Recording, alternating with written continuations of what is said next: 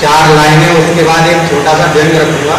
सुनिएगा कि जुगनुओं की बस्ती में मैं रवि होने की कोशिश में हूँ, और दाग ना हो कोई वो छवि होने की कोशिश में हूँ, और झूठ को उजागर कर सच को जाहिर कर लेता हूँ, और कलम उठाकर मैं अब कभी होने की कोशिश में। अब एक व्यंग देखिएगा, छोटा सा व्यंग है। एक गांव से व्यंग निकला है, कैसे निकला है देखिएगा। एक गांव में एक नेताजी हुआ करते थे। एक गांव में एक नेताजी हुआ करते थे, और गांव वाले हरदम उनकी जीत की दुआ करते थे। और धीरे धीरे नेताजी के बुरे दिन जीत गए, और इनके लिए ऐसा हुआ कि वो चुनाव जीत गए। और चुनाव जीतते ही नेताजी के अरमान पूरे हो गए। चुनाव जीतते ही नेताजी के अरमान पूरे हो गए, और दिल्ली आकर वो गुमान में हो गए। जैसे दिल्ली आके वो गुमान में हो गए, और गांव वाले उनमें रहमान खोजते रह गए, तो पता चला कि नेताजी गांव के लिए मेहमान हो गए। और जैसे ही चुनाव नजदीक आए, नेताजी गांव की तरफ दौड़ चले आए, और आकर एक मजदूर से गले मिले।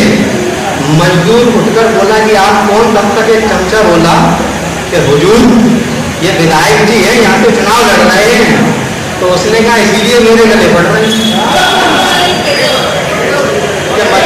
एक मजदूर से जैसे ही गले मिले, उसने पूछा कि आप कौन? तब तक एक चमचा बोला कि हुजूर, ये विधायक जी है, यहाँ से चुनाव लड़ रहे हैं। उसने कहा इसीलिए मेरे गले पड़ रहे हैं। अब पूछा उन्हें क्या चाहिए, तो उसने कुछ नहीं कहा। मजदूर ने कहा हो सके तो तुम मेरी इतनी सी नैया खेलो, आप मुझे गधाई लेके दे दो। और जैसे ही नेताजी के कान में गधे की भनक पड़ी, तो उन्होंने जेब में रखे नोट 500 और 1000 के तुरंत पता किया घरों के बाजार का।